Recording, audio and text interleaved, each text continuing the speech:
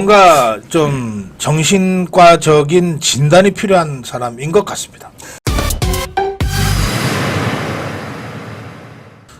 윤미향이라는 자가 주최한 토론회에서 북한의 전쟁관을 수용해야 한다.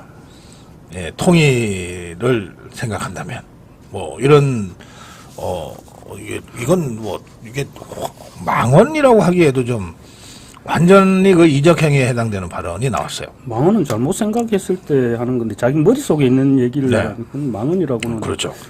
이거 어떻게 생각하십니까? 주관식으로 좀 써주시기 바랍니다. 이거 썼다가 고발당할까봐 조금 걱정되긴 하는데요. 네, 근데 저는 욕만 안 쓰시면 돼요. 아 그래요? 직접적인 욕이 아니면은 그 자음만 쓰는 건 상관없죠. 그럼요. 표현하셔도 안 돼요. 예. 네.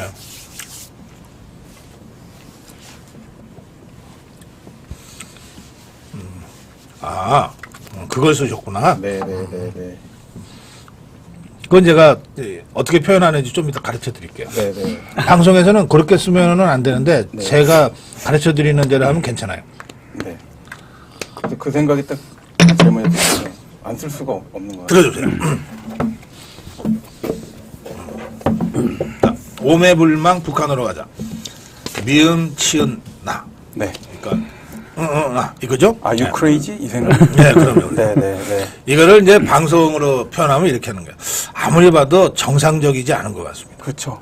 그렇게 표현하면 돼요. 그렇게 표현하면 네, 된다고. 네. 그러니까 뭔가 좀 정신과적인 진단이 필요한 사람인 것 같습니다. 한편으로 이렇게 쓸까 하다가도 또 생각났던 것 중에 하나는 네. 그 인민군 사상 전이된가 이런 생각도 좀 들었고요. 네. 보도를 사실 읽으면서 네.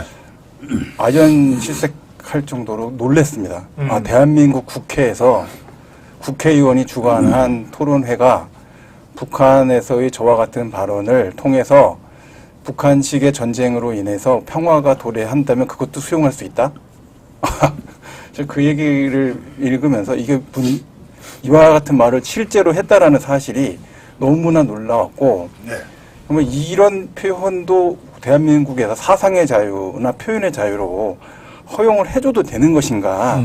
특히 지금과 같이 이제 지정학적 리스크가 급격히 올라가고 있어서 이미 87년부터 2020년까지의 그런 지정학적 문제와는 전혀 다른 판도가 돌아가고 있는 이 와중에 이와 같은 표현이 과연 대한민국에서 허용되어도 되는 것인가 이런 생각이 너무 많이 들었고요. 야, 진짜 이렇게까지 생각을 하고 있는 사람들을 여태까지 우리가 종북주의자들이라고 했구나라는 사실에서 너무나 크게 느껴서 이렇게 표현을 할 수밖에 없다고 생각했습니다. 예. 네. 근데 우리 이승우 변호사는 법률가시니까 그 법률적으로 법리적으로 네. 또는 이제 그 국제법적으로 볼 때 그 사상의 자유, 표현의 자유에도 한계가 있잖아요. 네. 그게 어떤 거죠? 사상의 자유와 표현의 자유라는 것은 사실은 시간과 공간에 따라서 계속 변화하는 개념이다라고 보셔야 돼요. 그래서 제일 유명한 그 미국의 연방대법원 판사 대법원장이 한 말이 있습니다. 극장 안에서 사람들이 밀집되어 있는데 불이야라고 얘기해서 사람들이 막 밟고 넘어지고 하는 상황이 발생했어요. 그 거짓말과. 그게 아니고 공개되어 있고 다 보이는 공간에서 사람들이 불이야라고 했어요. 금방 식별할 수 있는 공간에서의 불이야. 이건 전혀 다르다라고 얘기했거든요. 네. 그러니까 화약고 옆에서 라이터를 켜는 것과 그냥 평지에서 향을 켜기 위해서 불 켜는 것을 똑같이 처벌할 수 없다라고 얘기했던 겁니다. 지금 시대의 변화에 대해서 우리가 시시각각으로 보고 있는데 지금 여러 가지로 굉장히 어렵게끔 느끼게끔 하는 가장 큰 이유는 뭐냐. 사상과 관련된 표현의 자유가 지금처럼 무조건적으로 다 허용되어야 될 것이냐. 네. 아니면 과거와 같이 일정한 부분에 있어서 제약이 필요하냐. 이 부분에 대해서는 시간과 공간적 변화, 지정학적 변화에 따라서 다른 해석론이 대두될 수밖에 없다라고 생각합니다. 네. 그래요.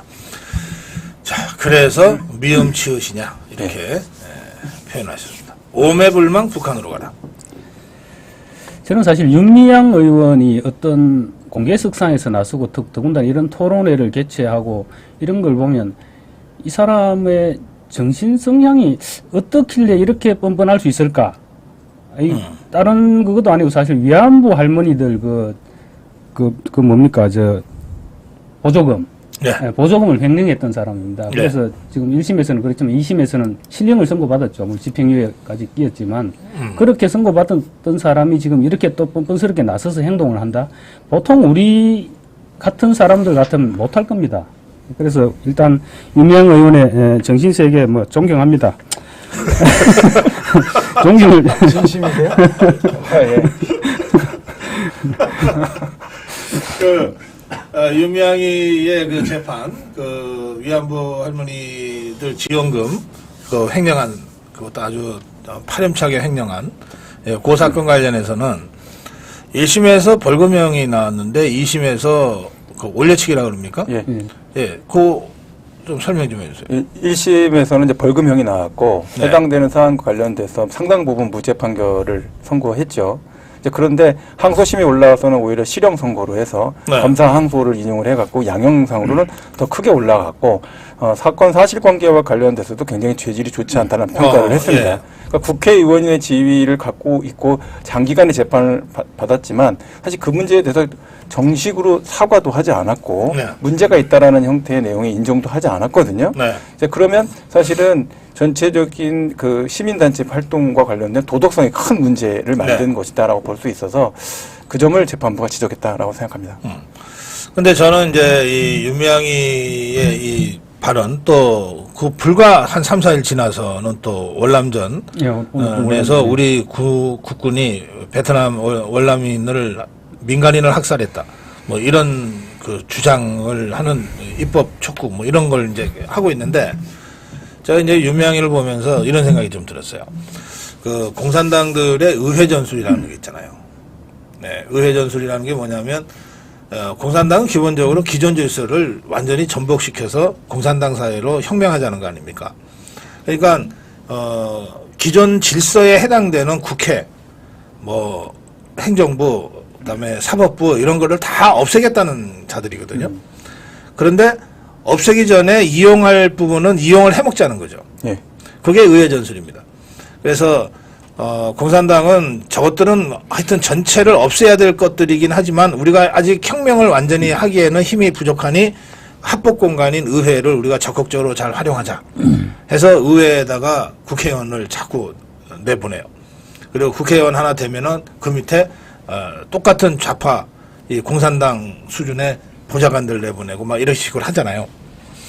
그러면 이제 이게 그 레닌이 예전에 그 러시아 혁명, 소련 혁명을 할 때 이 의회 전술을 적극적으로 이제 구사를 했는데 그때 보면 국회의원 하나 만들어 놓고 말이에요.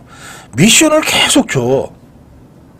국회의원은 너는 뭐 네가 잘나서 된 거 아니지 않냐. 우리가 만들어줘서 된 거니까 너는 우리가 시키는 거 해야지. 너는 우리도 다 지하에서 이제 도망다니면서 혁명하던 자들이니까 너는 우리보다는 생명 안전이 있지. 돈 받지. 뭐 자가용 타고 다니지. 네가 우리가 만들어줬는데 네가 그런 많은 특권을 누리니까 너는 우리가 시키는 거를 무조건 해야지.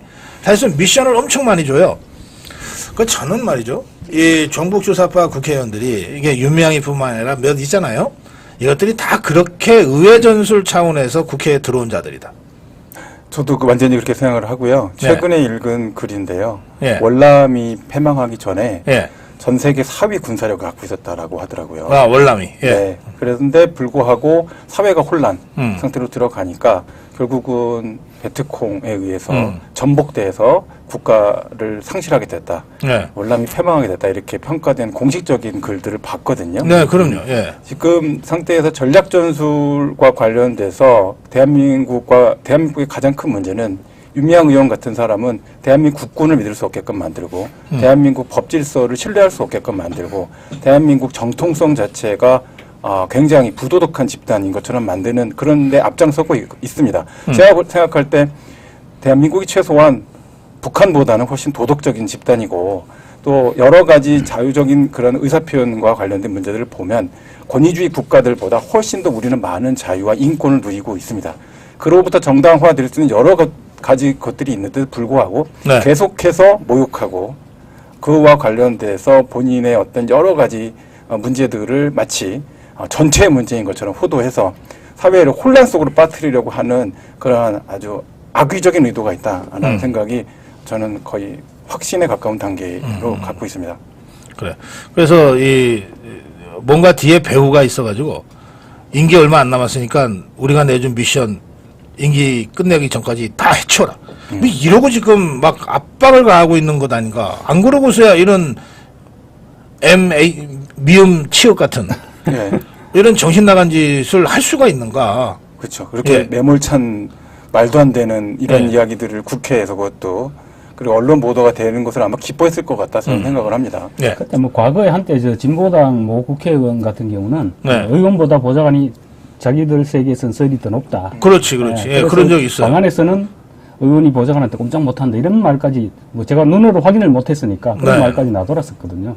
그런 부분을 볼 때 윤미향 의원 사실 며칠 전에 그 토론회 할 때 그 국회 그 토론회 공간 네. 그 공간만큼은 북조선 땅이었습니다. 어허, 예. 말하는 자체가 윤미향도 멸북 정책이 뭐 우리에게 걸림돌이 되고 있다는데 그 우리에게 걸림돌이 된다는 거는 어디 얘기입니까? 그리고 그날 또 표현도 보면 뭐 조선반도 그러니까 저기 이재명이가 우리 선대할 정도니까. 그러니까 그 윤평이가 우리 북한 우리 북한 하는 게 뭐 이상하지도 않아 이제. 그날 그 자리에서 나오는 말도 뭐 짐승 같은 정치 세력 뭐 사실 북한에서나 할 만한 그런 예. 용어들이 우리 국회 대한민국 국회 공간 안에서 다 이루어졌었거든요. 네. 그런 부분들을 윤미향 의원이 거기 토론에 초청해서 나오는 사람들 다 뭐 한총련 출신이고 나오는 사람들 성향이 뻔한데 자기는 그런 말 할 줄 몰랐다는데 몰랐을까요? 자기가 그냥 판 깔아준 거 아닙니까? 그래요. 예, 그래서 이 문제는 그냥 이런 정말 말도 안 되는 정신 나간 이런 발언이 있다로 끝낼 일이 아니고 전혀 아닙니다. 이게 사법 처리해야 돼요. 이종배 의원이 그걸 했더라고요. 예. 이종배 씨 의원이. 어떻게 그 국민의힘에는 이종배 하나밖에 없는 것 같아. 국회의원도 아닌데 그 사람. 네. 아 서울시의회 의원인데. 근데 그 사람만 내내 이 좌파들 상대로 종북주사파 상대로 이 법적 투쟁하고 이러고 있고 국민은 뭐 하는 거야? 얼마 전에 김정숙도 이종배 의원이 했죠 아마. 네, 이종배가 김정숙이도 고발했어요. 그 타지마을인지 뭔지 뭐 그거 국고 횡령 뭐 이런 걸로. 국고 손실. 국고 손실. 예. 네. 그 이종배 한번 나오라 그래야 되겠네. 아주 씩씩한 우리 자유파 전사. 웬만한 국회의원보다는 그런 사람 국회의원 시키는 게 훨씬 나을 건데. 다 지낸 얘기입니다만 제가